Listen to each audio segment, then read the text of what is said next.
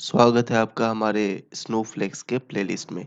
ये है 8वां वीडियो और इस वीडियो में मैं आपको बताऊंगा रूल्स के बारे में।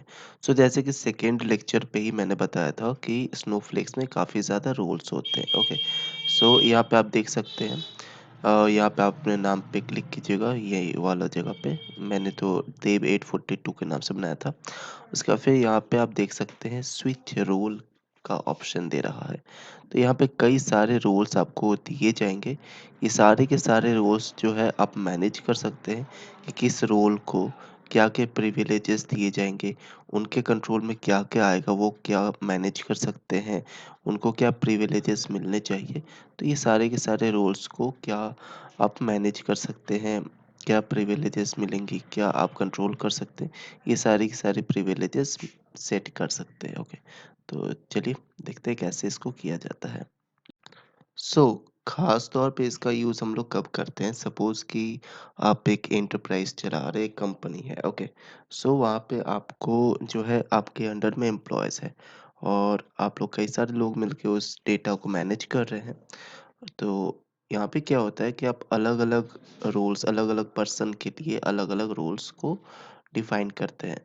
सपोज़ कि ये जो हमारा है अकाउंट एडमिन के नाम से हम लोगों ने है, यहाँ पे आपको नोटिफ़िकेशन, अकाउंट ये सारी चीज़ें दिख रहे हैं।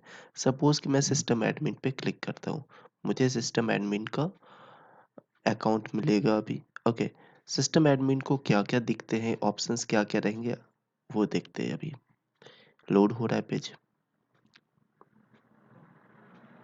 ओके, सिस्टम एडमिन पे मैंने क्लिक किया। यहाँ पे देख सकते हैं कि नोटिफिकेशन वाला टैब आपको यहाँ पे दिख नहीं रहा होगा। ओके, और यहाँ पे अकाउंट वाला टैब भी नहीं दिख रहा है। आप देख सकते हैं कि सिस्टम एडमिन के जो प्रिविलेजेस है वो थोड़ा कम है। ओके, यहाँ पे मैं फिर से स्विच करके दिखा देता हूँ स्विच रोल्स। अगर यहाँ पे अकाउंट एडमिन पे मैं क्लिक करता हूँ तो आप देख सकते हैं यहाँ पे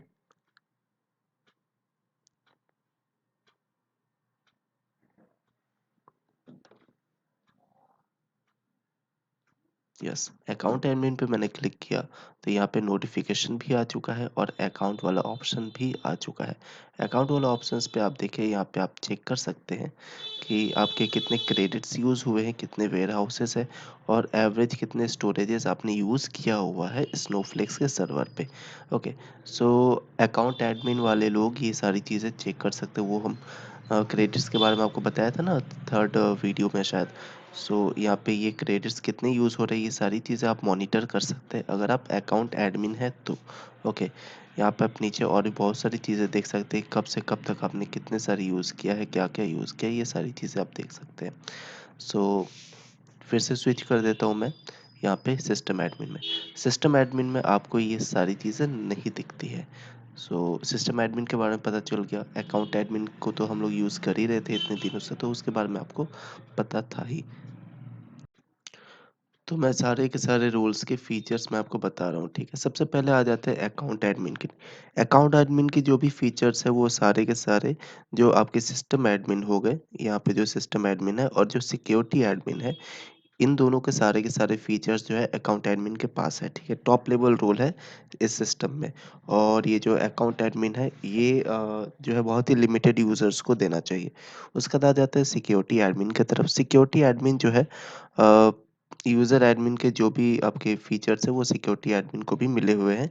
और क्या है कि सिक्योरिटी एडमिन जो है मैनेज कर सकता है यूज़र्स को और उसके रोल्स को, ठीक है?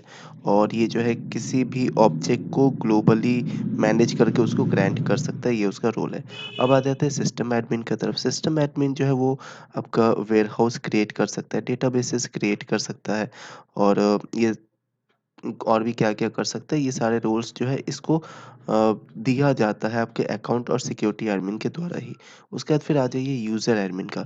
यूज़र एडमिन जो है वो उसका डेडिकेटेड रोल होता है, जो कि मैनेजमेंट हम लोग कर सकते हैं। ये जो है यूज़र एडमिन का क्या-क्या आपके रोल्स है, क्या-क्या इसके अम प्रिविलेजेस हैं, क्या कर सकता है ये? ये सारी की सारी चीज़ें डिसाइड हम ही लोग करते हैं, मतलब कि जो आपके अकाउंट एडमिन है, यही लोग डिसाइड करके यूज़र एडमिन के प्रिविलेजेस को डिसाइड करते हैं। उसके बाद लास्ट में आ जाइए पब्लिक। पब्लिक जो है ये ऑटोमेटिकली हर एक को ग्रांट किया जाता है, हर एक यूज़र को। ये जो है आपके कोई भी आपके जो है रोल्स को क्रिएट कर सकते हैं, ओके। हम जो है पब्लिक मतलब कि एक पब्लिक में आप यूज़र्स को क्रिएट कर सकते हैं, मल्टीपल यूज़र्स को क्रिएट कर सकते हैं। सपोज़ कि आप एक ऑर्गेनाइज़ेशन में काम कर रहे हैं, उस ऑर्गेनाइज़ेशंस के बहुत सारे डेटा है, आप चाहते हैं कि आपके एम्प्लॉइज़ हैं, मान लीजिए कि आपके 100 एम्प्लॉइज़ हैं, 200 एम्प्लॉइज़ हैं, तो ये सारे के सारे एम्प्लॉइज़ को जो है आप पब्लिक पे ही रखिएगा और सारे एम्प्लॉइज़ को क्या-क्या प्रिविलेजेस देने हैं, वो सारे के सारे सेट आप कर सकते हैं पब्लिक रोल के अंदर ही, ओके। सो और हाँ, यहाँ पे ऑर्गा एडमिन जो है ऑर्ग एडमिन आपका ऑर्गेनाइज़ेशन एडमिन हुआ। ऑर्गेनाइज़ेशन एडमिन में आप देखिएगा यहाँ पे ऑर्गेनाइज़ेशन से रिलेटेड कुछ टैब्स दिए हुए हैं, जो ऑर्गेनाइज़ेशन के जो हेड है, उनके पास ये प्रिविलेजेस रहते हैं। वो ऑर्गेनाइज़ेशन से रिलेटेड सारे के सारे डेटाज़ और डिटेल्स और सारे चीज़ों को चेक कर सकते हैं, ओके। सो ऑर्गेनाइज़ेशन का ये आपका रोल खुल रहा है अभी।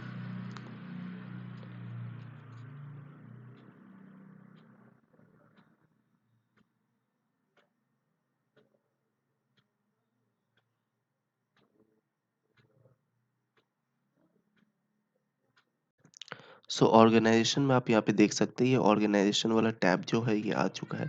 उनका अकाउंट नंबर, बिज़नेस क्रिटिकल्स क्या है और अकाउंट यूआरएल, ये सारी की सारी चीज़ें अकाउंट ऑर्गेनाइजेशन वाले ये कंट्रोल कर सकते हैं। अलग-अलग आपके जो भी है डेटाबेसेस, डेटा वेयरहाउसेस, ये सारी चीज़ें जो सबसे अपर लेवल के हैं, वो ऑर्गेनाइजेशन टैब वाले कर सकते हैं, ओके। सो ऐसे करके आप किसी भी जो है रोल को चेंज कर सकते हैं। डिफ़ॉल्ट में अकाउंट एडमिन था, जिस पे हम लोग काम कर रहे थे, तो अकाउंट एडमिन ही रहने देते हैं। ओके, सो आपको अभी समझ में आ चुका होगा कि 6 के 6 रूल्स हैं और 6 ही रूल्स के क्या-क्या वैल्यूज़ हैं, क्या-क्या आपके प्रिविलेजेस मिले हुए हैं। सो मिलते हैं आपसे नेक्स्ट वीडियो में। बाय।